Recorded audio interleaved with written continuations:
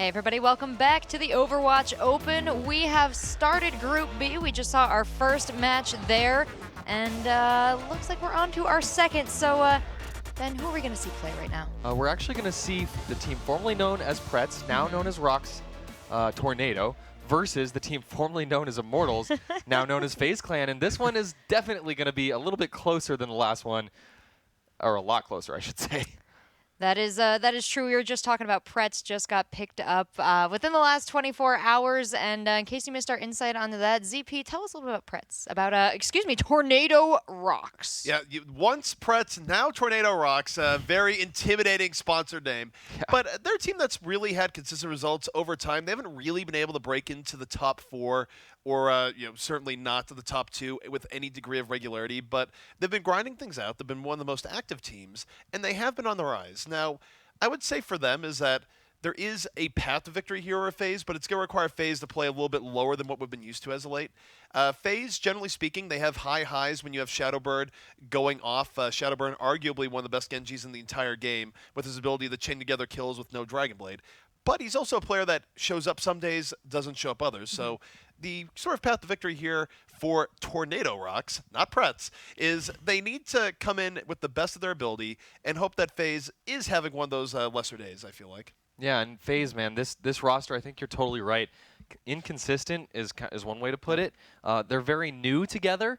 And also, one thing to keep in mind is this roster is half American players, half European players. One of the many teams now to kind of combine mishmash with the different regions, and a lot of fun players on this team too that you're going to be watching out for. Of course, Too Easy. We've seen him play time and time again throughout the closed beta, open beta, in the early phases of the game since it came out. One of the more adept tracers, and a great McCree as well. And then Shadowburn, as ZP mentioned. But over on the NA side, one of my personal favorite players, Zoms, who we're going to see be playing a ton of Zarya. He's become basically the Zarya main for this team. I'm really excited to see how they play. Yeah, this is a big matchup here, but the other question I have in mind is, we just saw Rogue get through an incredibly dominating performance over Gatekeepers. Which of these teams is going to be able to go toe-to-toe with Rogue?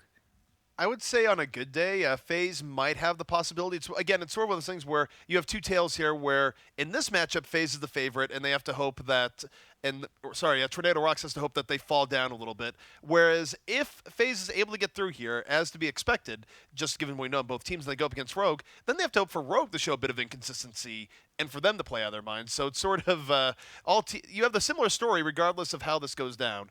I would say personally I expect FaZe to do pretty well. It's actually worth noting as far as players go. We talked about Shadowburn having his on and off days. Too Easy is actually even more notable for that. Too Easy has given us times of, oh my goodness, Too Easy is going off. He's doing great. You go all the way back to the Widowmaker days where we saw lots of Widow. Too Easy had plenty of great moments where he could give the very best Widows in the game, like Linkser, a run for their money. But then days where he just got nothing done. So what Too Easy will show up today, I think, will definitely be a big reason for FaZe's success or failure.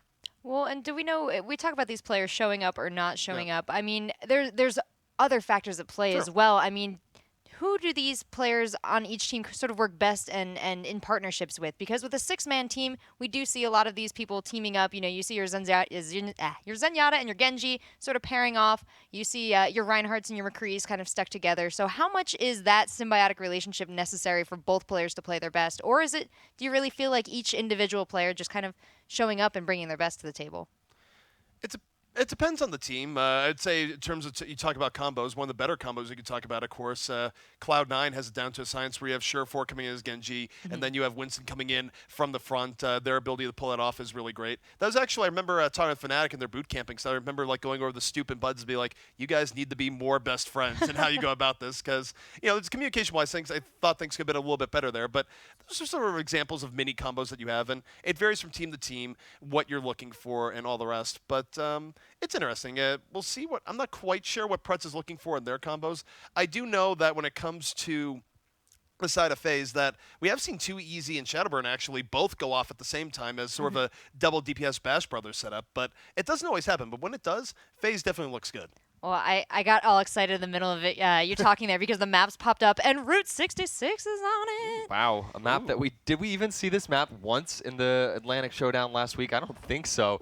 I don't think we even, I think it was one of the only maps that we didn't go to the entire tournament long, so excited to see that potentially come into play. Of course, we are going to start on Hollywood first. But yeah, I'll second your thought, absolutely, ZP, that if you look at this roster of FaZe, their DPS players are most well known for Genji and Tracer. And what pairs well with Genji and Tracer? It's going to be usually a Winston, especially on attack, that you're going to be seeing pairing with that. So if there's anybody that needs to sync together, it's probably that 3 combo right there. All right, we got a lot to look out for in this game coming up. We're going to go to a short 3-minute break. When we come back, we have our last match of Group E tonight.